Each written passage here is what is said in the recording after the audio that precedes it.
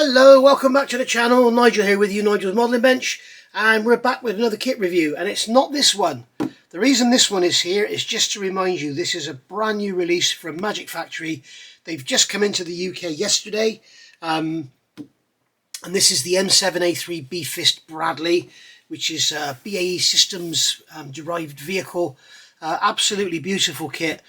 As soon as I reviewed this last week, I picked this up from Gary from Tiger Hobbies at Telford and done a review of it last week, I think it was, or the week before, and I was going to crack straight into this because it's a beautiful, beautiful kit. The moulding and everything is gorgeous. I've never built a Magic Factory kit, but I really want to do one. And I was going to crack into this, and then I heard this was on its way, and this came into the UK yesterday as well. So this is the kit number 2008. Again, it's from Magic Factory, and this is the US combat vehicle. It's pre-production M10 Booker. Now this is also it's not to be confused with the M10 tank destroyer for those out there who are fairly new to the world of military vehicles. The old M10 from World War II, Korea and everything. Don't go confusing it with that. So yeah, M10 Booker. I think it's a lovely looking thing, and it's developed by General Dynamics Land Systems, and it's based on the Griffin II, which was an APB, I think. People call it a light tank, but it's actually 42 tons. So, you know, is it a light tank? I don't know. It's the same weight as some medium and even main tanks. So, just to let you know how new this is, the US, whatever service, military, took first delivery in February of this year of this vehicle. So this is a very, very new kit on the block. Apparently in May they've gone for the full order because they're happy with it, and there's going to be 504 made. Very interesting to see on here. You can see we've got this sand coloured scheme. All the tools are in the original sort of black and wood handle colours and everything, unlike the sort of military vehicles of World War II we're used to. It's got all this lovely armour. What I really love about this model is its tracks. The track links are workable, and you know that I know that some of you think I'm absolutely bloody crazy, but I can tell you some of this stuff on here is, wait till you see it. It's got a 105mm M35 main gun. It has a 12.7 M2 main machine gun, which is basically ½ inch. And it has a 7.62 machine gun as well. I'm guessing that's going to be over here somewhere hidden or something. So maximum speed of 45 miles an hour. And if you're wondering where the name Booker come from, there was a private from 1943 who was awarded a medal, and there was another guy, Stephen Booker, who was killed in action in Iraq, I think it was, and that's where the Booker name came from. So obviously it's 35th scale. We can look around the box here and we can see on the side we've got 4 options. This one here is a what if camo scheme, based in Horfeldt, Germany. This one is the testing desert camo scheme of the 101st Airborne, and this is the 248th US Army anniversary celebration, Virginia, June 14th, 2023.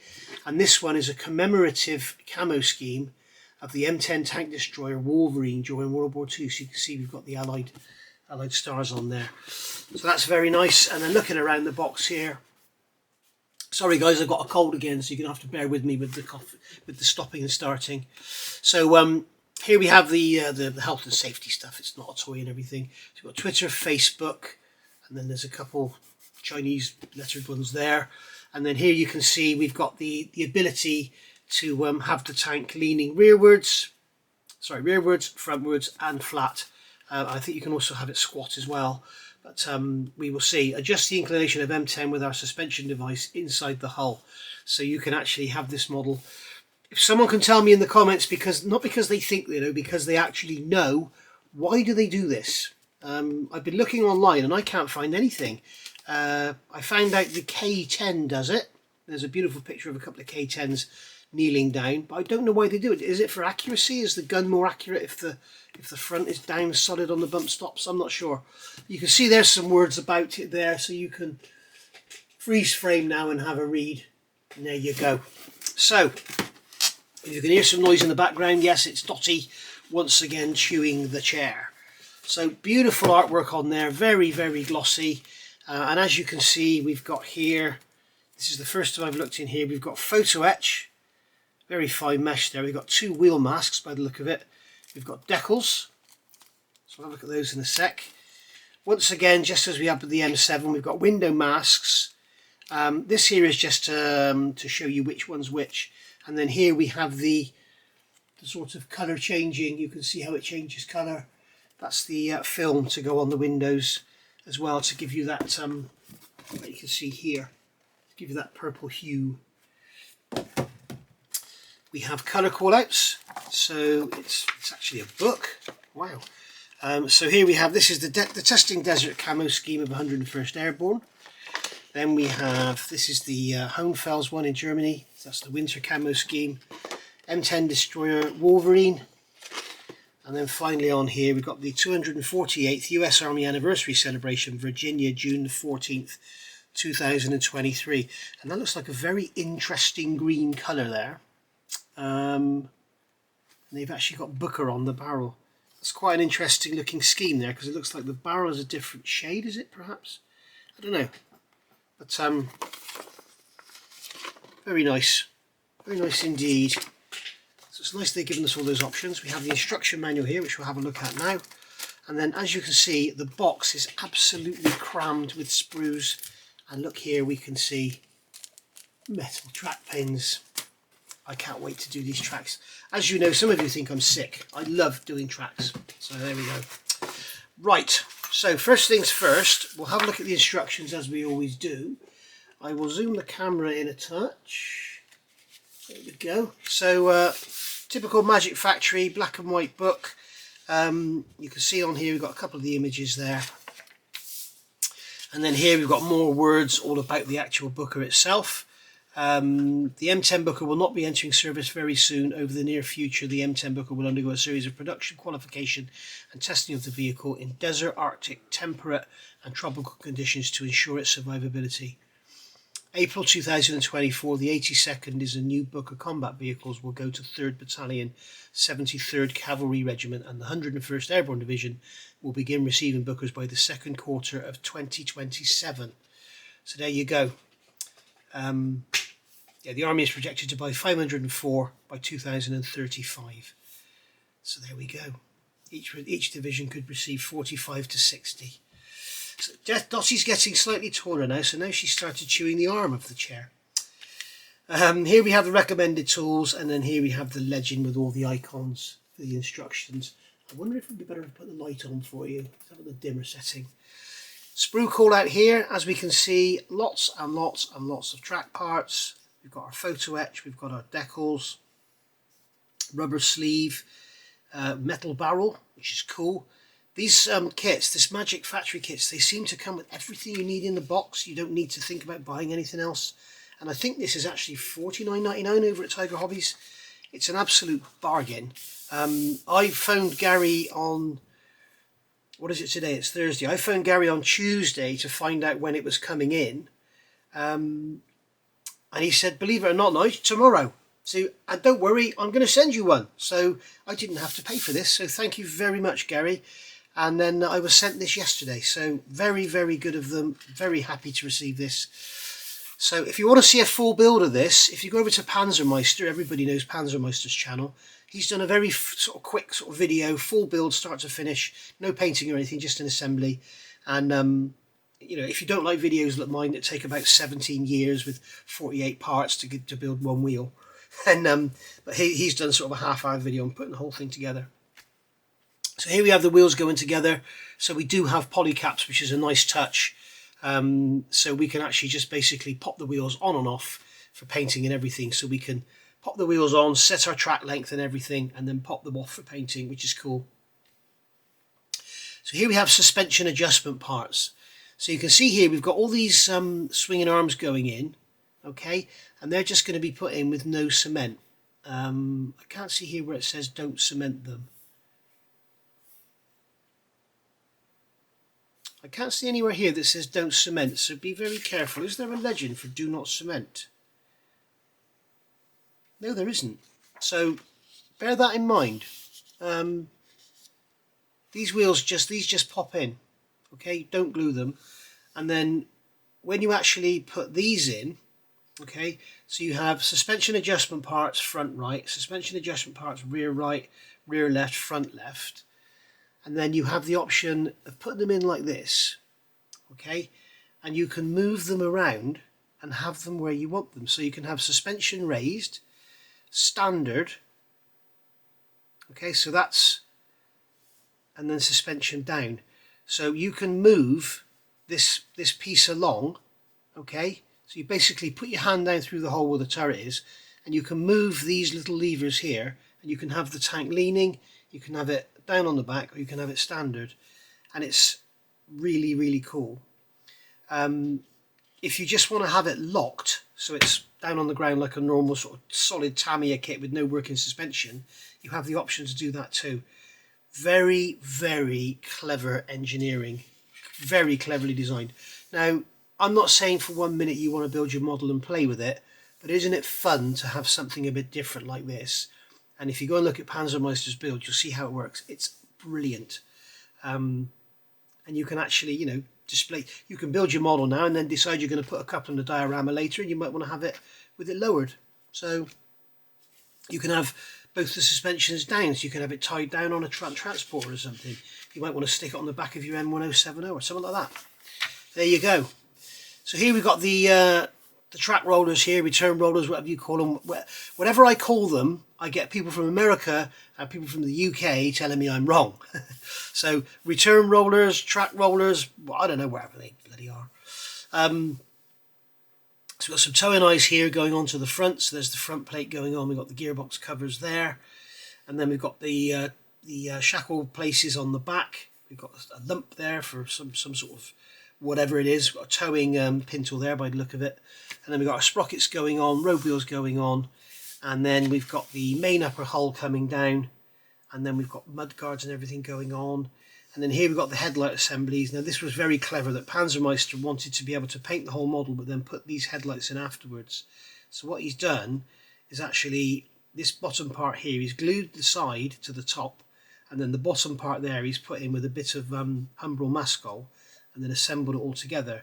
And then what he's able to do is just take that off afterwards to put the clear parts in. Of course, the other option you could do is put the clear parts in and mask them and then pull the mask out, but there's always a chance you won't be able to get the mask out. But very clever what he did there. I thought that was a great idea. So he is a fantastic modeler. Panzermeister, absolutely amazing. And if you comment on his channel, he generally replies straight away. So here we've got the glazing going in, and then you've got you can see here the letters there for the coloured sheets you've got to put on, and the masking sheets. And here you've got the coloured sheets going on there as well. Adding all the plates on the side. Here we've got the separate, so this is going to be, as in most American vehicles, there's that one piece that holds everything and they just replace that whole piece. Like even on the old, on the old Dragon Wagons and stuff, it was all in one piece, wasn't it? Here we've got the photo etch, very detailed instructions on how to fold it. That's a really nice touch. So you fold the front over first, then you fold on the back and up, and then you're folding that around again. So very nicely done. Nice one there. They're giving you decals with stencils for the positions of all the tools there. So that's a very nice touch. And then here we've got some racks going in, some baskets, and then we've got some spare track links. We've got a water can. We're building up our track links. This is all PE by the look of it.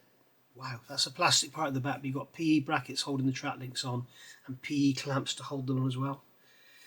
Very nice indeed. There's the water jerry can, there's your side skirt baskets, rear lights, all the details going on the back. Here's a towing, so this is obviously it can tow something else, so you've got a solid tow bar there, and then we can have that folded up and put the pins in. And I'm guessing, looking at the way it's built, if you wanted to have it displayed pulling something, you could, because it's all workable by the look of it. So that's another very nice touch. Some manufacturers would mould that as one, or at least mould the ends on. Then you wouldn't have the option, but here you can actually have it all out and loose and workable, and you could have it towing a truck out of a ditch or something if you wanted to. Right, here we go. Tracks. there are 1, 2, 3, 4, 5, 6, 7, 8, 9, 10, 11 parts per track link. That's per track link, not per track link. So you've got, sorry, no, 1, 2, 3, 4, 5, 6, 7, 8, 9 parts. 9 parts per track link. So that's pretty cool. So you can build up your tracks, and you need, does it tell you how many to make? 88. So that's 88 times 9, which is 880 minus 88. So let's say that's 800. So you're looking at about 1,500 parts for the tracks alone. I can't wait. What Panzermeister did, he didn't want to use these tracks because of all the sprue cleanup. Now I've got these God hands now, so hopefully the tracks are done in such a way that we can use the God hands and not have any sprue cleanup to do. We shall see, but whatever happens, I will use these tracks and I will build them and I will show you how they work. Insert the metal shaft carefully by assistive tools. I think they're telling you not to push it in with your finger because it will go straight through your finger. So there's fitting the tracks there. Here's the mechanism for the suspension. You can see you can reach down there and you can move your suspension. But I think that's bloody great. It's just something different, isn't it? We've got these rubber flaps going on the back here. They're made of photo etch. I suggest annealing them and then you can pull them about and have them hanging in a very unnatural state. Got the side guards going on there if you want to use them or not. We've got some ropes there. They're made of plastic, so that's cool. I'd rather that than having them made of hairy string. And then we've got the PE panel going on there. Building up the turret, so the turret's going together nicely. We've got a metal barrel here, so you can either use the plastic one or the metal one.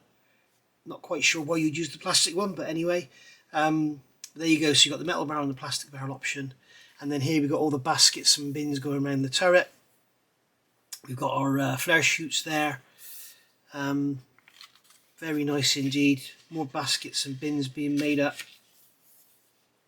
And then here we've got primary sight protection plate. Nice they're telling us what this is, isn't it?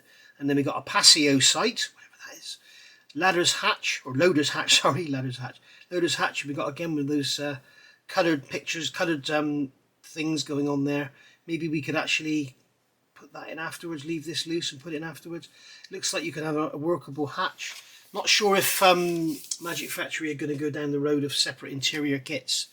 Not sure, but if you remember, I did that B7 or M7 B-Fist, and it had interior door detail on the ramp, so that would indicate that maybe we are going to get an interior kit.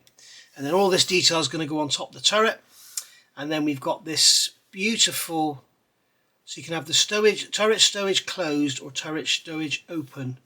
Okay, so you could have some racks or something there, or some bags or whatever you want to do. And then here we've got a rear turret stowage basket, all made of plastic by the look of it, so that's going to be nice. Dotty hair there.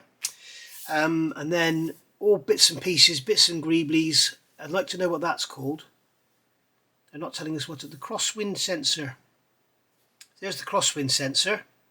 That's up. But they're not telling us what that there is. I'm guessing that's a wind speed thing, is it? It'll spin round. You can let me know in the comments if you know. We've got a wire cutter unfolded, wire cutter folded.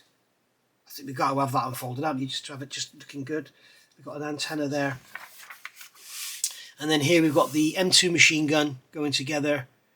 Blank firing adapter option needs scratch build 3.3 diameter long cylinder parts. So if you want to, you can have the blank firing barrel. I think that's what they're saying there. Colour call out there for Mr. Hobby. And then we've got all our colour screens going on here on the cupola. Machine gun going in there. We've got the rounds. We've got the ammo box, which is going to be a slightly different green colour. That's all nice, and that's all going together so we can have it. I don't think there's an option to have the machine gun not there, unless you just take it off, I guess. So there's the turret going onto the hull, and that's it. What a beautiful little kit. The one thing I'm not seeing in here are any colour callouts. They've got the colour callouts here. Ah, there we go. Okay, so we've got AK. So that looks like the old AK real colours. Okay, so you'll have to do a translation to the new ones. we've got Mr. Colour, so that's Mr. Colour, that's the lacquer paint. You can easily cross-reference that to the aqueous if you only have the aqueous paints. And then we've got the Tamiya XF, so again, if you're using LPs, you can cross-reference that. So this colour here, US Army Green, C303 XF67, okay. Nice one. So yeah, I'm going to be building this straight away. So yes, I'm going to be starting another kit because, as you all know, with the dog I have to be able to just pick stuff up and put it down. Like, where is she now? What's she doing? Hang on a second. Okay then guys, I've got all the staples out. That took about 10 minutes. Right, so I'm going to go through these so I can put them back in the box as they came out of the box. So here we have, this is sprue B. Again, we've got these lovely punched through letters, so it's nice and obvious which sprue is which. Very, very crisp moulding. It's also, it looks a bit oily. It's going to need a wash, I think. I always say that, don't I? But it does seem like we do have some more in there. We have ejector pin marks on the insides, which doesn't matter. They are very shallow. And all the ejector pin marks look to be on the inside of panels and stuff, so there won't be anything silly, but they are, the ones that are there are very shallow, so they're not going to be difficult to fill, even if we do need to fill them. So we've got our gearbox casings there. There's our track jigs by the look of it. Is that a track? No, that isn't, is it? That's the wall that holds the track. I'm just, it looks like a track jig. Yeah, that's the track jig there. So we're only getting one track jig by the look of it, unless there's another couple dotted around other sprues. So hopefully we won't damage one. But yeah, it's very, very crisp. You see those headlight areas there. So if you're after a very modern vehicle, I think this is going to be a great choice for you. But even if you're not, it's just look at the quality of the moulding. Look at, I mean, that is so sharp. It's almost like I could cut myself on that moulding there. It is beautiful. There's the rack there for the tools. See all the detail on there, and you're going to have stencils to go on there as well. It's going to look stunning. Got that grill section there with the little handle moulded on. Gun cleaning rods. Beautiful. Very nice indeed. I don't know if you've guessed yet, but I've been really looking forward to getting this, because I really want to build a Magic Factory kit because they just look so good, and I want to know for myself how they go together. So this is sprue D. So here's our plastic barrel parts. So they're slide molded, which is nice. No money spared there on the tooling, and there's hardly any mold seam on there at all. That's incredible. I can't even feel a mold seam, let alone see one. It's incredible. There's the ropes there molded in plastic. I'd much prefer that than stringy string or hairy strings. We can see there's panels there. These are baskets around the turret by the look of it, and then mountings for searchlights and stuff, bits and pieces. There's our wire cutter for standing up on the front. Wow, there's raised rivets on there, and they are literally like pins. Very, very nice indeed. And there's that big towing arm. So again, you can have that. You could have this pulling a tank transport out of a ditch or something. I guess it would pull it, as long as it doesn't have a load on. Very, very nice. As I say, this is just come into the country yesterday at Tiger Hobbies. Tiger Hobbies is the importer for Magic Factory RFM. There's a piece loose there, so that's come from there. Look, that's part 20. But here we have sprue C. So we've got the base of our turret here.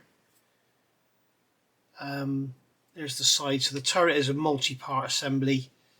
I'm sure it's going to fit together lovely. We've got the anti-slip on there as well, you can see. And there's our cupola there. There's the top of the cupola.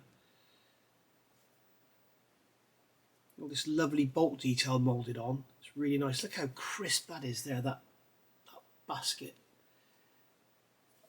It's gorgeous. We do have ejector pin marks in here, which you're going to need dealing with, I think, because it looks like you're going to be able to see that. Well, it might be if you have it in a certain position you're going to see it, if you don't have it opened up. But they shouldn't be too difficult to get rid of, because although they look like a tricky area, what they've sensibly done is they've put them on the raised areas. So they're not in the recesses, they're in the raised areas, so they'll be easy to sand off. So thank you for that. If you're watching this, Magic Factory, that's the sort of thing you need to do. That's the sort of thing that other companies don't think about. You know, keep thinking like that. Make it easy to sand them off. But they're very shallow ejector pin marks, so that's okay. It would have been better if they were slightly raised, because you could just sand them off then. But hey ho. As I say, until we build the thing, we don't know. I always think back to Phil Flory's review, and this is no slant on Phil Flory whatsoever. But I remember he did a review of the Tamiya Mosquito, the 1/32 scale one, and was complaining a lot about the amount of ejector pin marks. And I must be honest, when I watched his review, I thought, oh my god, it is plastered in ejector pin marks. And then as it turned out, when you built the kit, every single one of them was covered up. So it was very thoughtfully done. Although there's lots of ejector pin marks, you couldn't see any of them. So here we have two sprues the same. Notice they are packed that way. Noticed also, I noticed Jane mentioned this. Jane? James mentioned this in a review he did yesterday of another Stug he's been sent by Lindsay. And I think he's probably picked it up from me, I don't know. But whenever you take sprues out of the bag, don't ever try and take one out. Okay, I mean, with this, it's not so bad because you can get plenty of room and pull one out. But always grab them both, take them out together. Otherwise, when you start dragging them across each other, that's when things start getting broken. So we've got two of these, two identical sprues. This is sprue A, so this has got our sprockets. Okay, nice to see we've got the connecting points on the sides of the teeth, so that's good. We've got our idlers there. I'll give you a close-up of this in a minute. We've got these beautiful, these are the baskets that go on the side of the turret. Here's all our suspension arms and all our wheels, and they are lovely. Look at those wheels. Look at the detail on them. Gorgeous, the detail on that idler there. Imagine that with a wash and everything. Gorgeous, very, very nice indeed. Not sure what these are here. Or they're the flare chutes, aren't they? So they're going to need a bit of clean up, unfortunately. It would have been nicer if we just had a sprue gate on the bottom end, but hey ho. Something just broke, I think. Yeah, I just broke that. That was me that broke that, not the kit. So it's very, very finely detailed, so we'll have to glue that back together. In fact, I'm going to do that now. Just put a touch of quick setting on there, and that will glue back together. So there we are. Tiny little suspension arms, aren't they? Hardly any travel at all on them.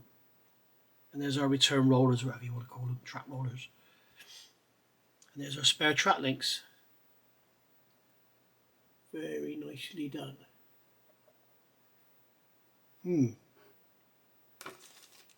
we'll put that one.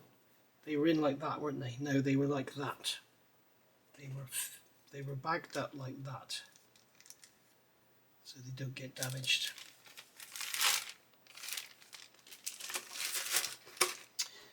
Right, I'm not going to show you that one yet.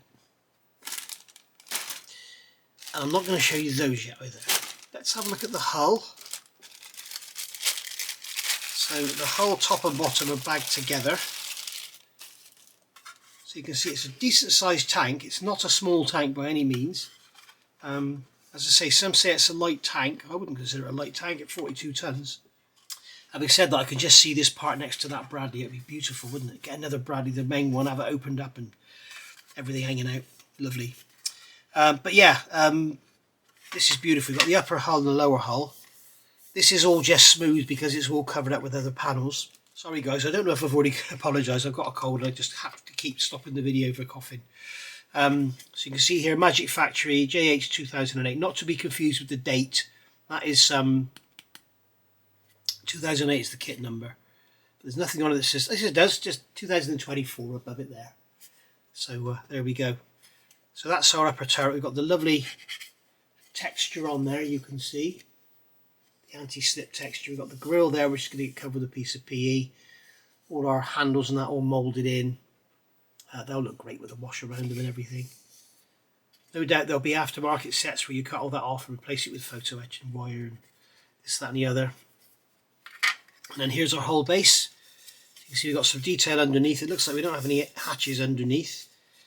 Something that I find very interesting, and I don't wish to be in the slightest bit political, but Magic Factory is a company based in China, and yet they've produced the M7 Fist, which is our newest version of Bradley. They've got this, which is our most modern tank, and they've got the Gerald R. Ford, which is our latest aircraft carrier, or US latest aircraft carrier.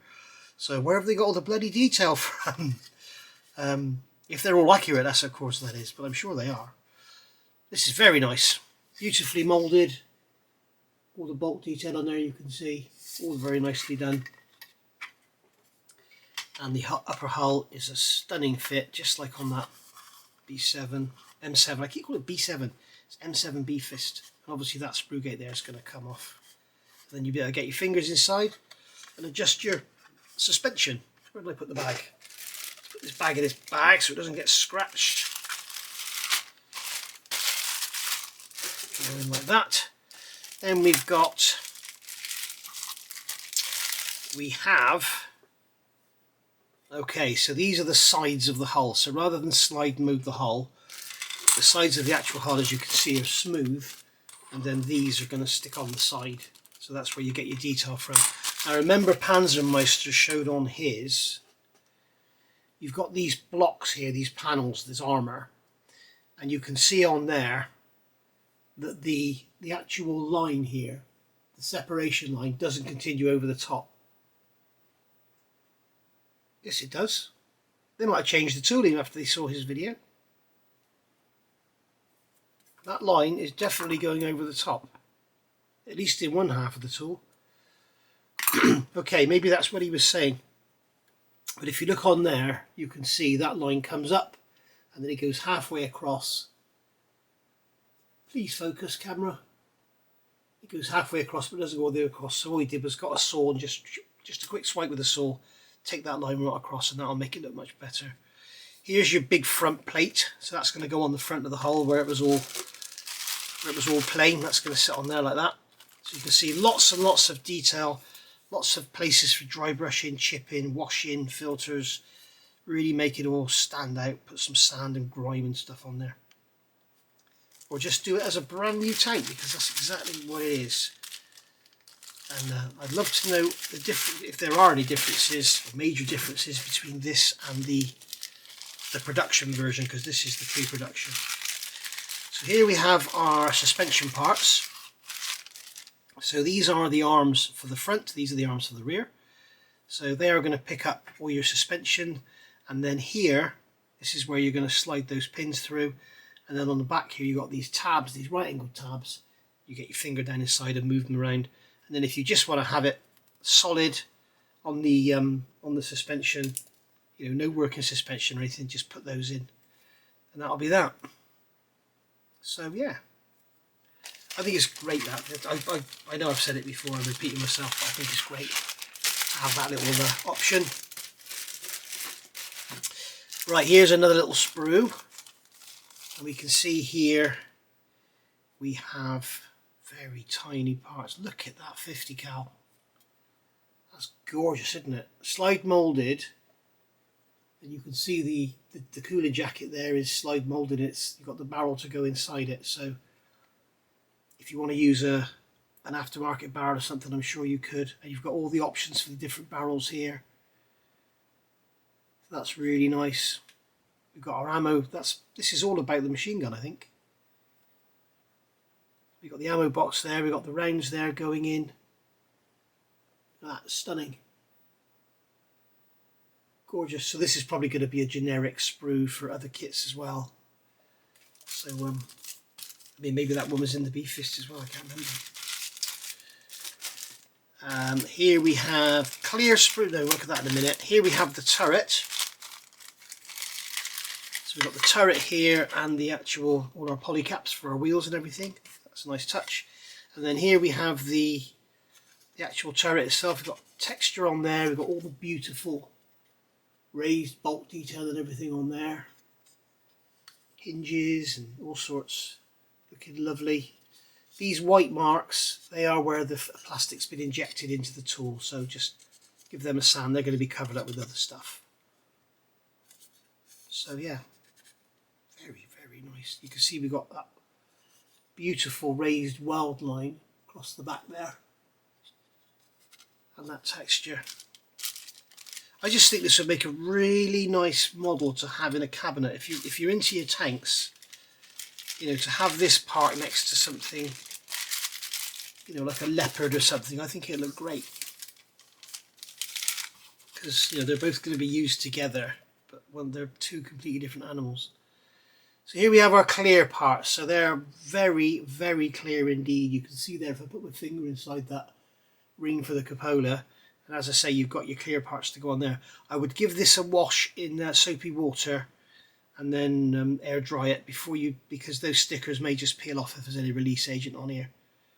But you can see there we've got that's the lookout for that radar thing, whatever it is, I don't know what it is. And then there we've got the driver's lookout by the look of it. And then we've got some little searchlights and reverse lights and headlights and bits and pieces there. Nicely done. Nice to see they've got clear parts in there. And then here we have our metal barrel. So all of those that have to have a metal barrel or it's just rubbish, they will be satisfied. We've obviously got a muzzle going on the end and very nicely turned. Sometimes they're very coarsely turned. You can feel I've had a coarse feed on or a very small radius tip. A tool, but here you can't hear me. If somebody does that and you can hear like a record, then you have to sand it all off and fill it and spray it. But yeah, very nicely done, nice and straight, no sharp edges, no burrs, no nothing. Beautifully done. So there's our metal barrel. We've seen the photo etch, we've seen the decals and everything. So now I'm going to show you this little lot.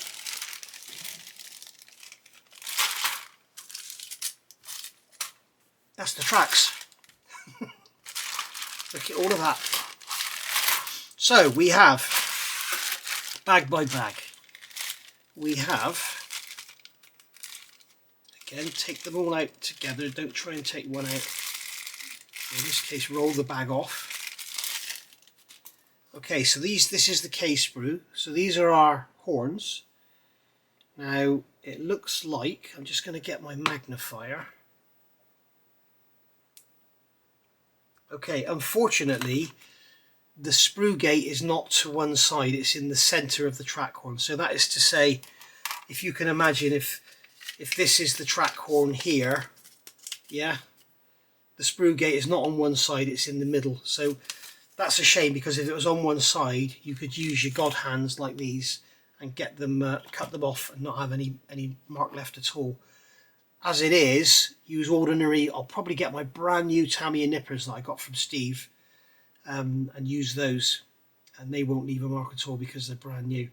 The trouble is with the Godhand ones, they have one, I don't know if you can see that, but one side is slightly higher than the other, and it's designed so that you put this up against the face where the sprue gate is, and that rear anvil is behind it. And the trouble is with that, when you've got stuff like this, it's staying away from the sides. So there we go. So there are 1, 2, 3, 4 of those. So that's pretty cool. It won't take long, will it? I mean, there's only, what's on there? 2, 4, 6, 8, 10, 12, 14, 16, 18, 20, 22, 24, 26, 28, 30, 32, 34, 36, 38, 40, 42, 44, 46, 48. So there's 48 of those. 48 times 4 is 96, 192. So there you go. You've got plenty of spares anyway, because it was 88 tracks per side, wasn't it? So there's 192. So that's 384 sprue gates. Right, here we have, oh sorry, long way. Here we have 4 of these again, and these are the track joiners. And again, those sprue gates are in the middle, so we're going to need some ordinary nippers. But this you see, people go, oh my god, I don't do them. But this is the sort of thing, what I do, if there's a film that you love that you don't need to watch, like say Saving Private Ryan, say you've seen it 5 times but you love it, stick it on in the background so you can listen along. It'll take you to another world and you can just sit there and cut all these off, sand them, whatever. Cut all the bits off, get them all in your little plastic pots like this, and then just sit there and assemble and enjoy the beauty of the working tracks. And if those metal pins and the holes in these are sized correctly, they should all just lock together beautifully and work really, really well and be strong. We all know that some of the main tracks aren't that strong, they come apart really easily. Those Whitefield model ones I've just done for the Tiger are brilliant. There's your metal pins. I'm not going to get these out obviously. It's quite weighty. I think they are, yes, they are steel, they're magnetic. There's your metal pins. And then here, I am going to take one sprue out. There's 4 of these, and these are your track pads and your back faces. So you've got to get these off. Now these look as though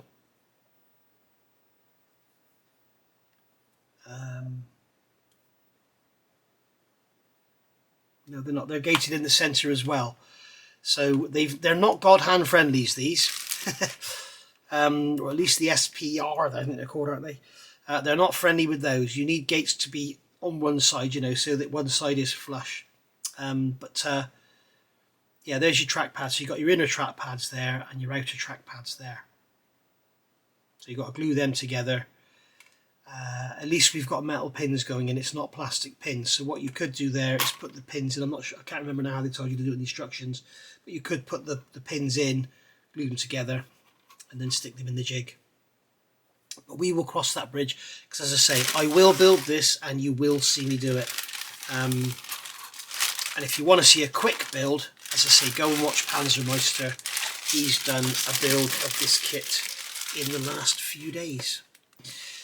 So there we go, guys. I am extremely happy to have this model. As soon as I saw Panzermeister build it, I thought, I've got to have it. And I've got it. It's on my bench. And it's ready to be attacked by my tools. So there we are. That is the US Combat Vehicle Pre-Production M10 Booker. What a beauty. I think it's lovely, lovely looking thing. There's some talk, because I think it has the same tracks as the Bradley. It's not a Bradley chassis. As I said, it was derived from the Griffin II, which is a GD, General Dynamics Land Systems, I think that is. The Bradley is actually a BAE Systems, so it's not the same. When we look at them together, let's just have a look. Together, you can see they both have 6 wheels, but they have completely different suspension and everything. And I would say this is probably longer. I think it's probably longer. But I want to build this one as well. But the trouble is with this one, the downside, it doesn't have polycaps for the wheels. So you have to glue the wheels on. And it's got link and length tracks, which I'm not a big fan of. So there you go. But I also learnt something else today. When it says BAE Systems, it doesn't mean it's British. There's BAE Systems, then there's BAE Systems Division, and then there's BAE Systems Incorporated. A BAE Systems Incorporated is an American division of a British company. So there we go. So is the Bradley British, yes or no? But there we are.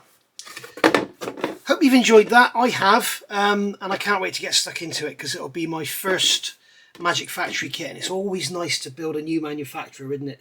It's like when you first build that. When I first did that border model Stuka, it was a great experience. Other than the instructions, it was a great experience. This, I think, is going to be a wonderful experience all round. But there we go. Thank you for watching, guys. Stay tuned. If you haven't already, hit the subscribe, hit the notifications bell, and you'll get reminded when I put videos out, which is pretty much every day. And as I say, if you want to get one of these, it's literally just come in the country yesterday, and it's available from Tiger Hobbies. Get on over to the website. I'll put a link in the comments, in the description below the video. You can get over there and order yourself one. And if he's got some more stock of that little car, I'm going to get a couple of those as well. Right, I will see you all very soon. Thank you for watching. Bye for now.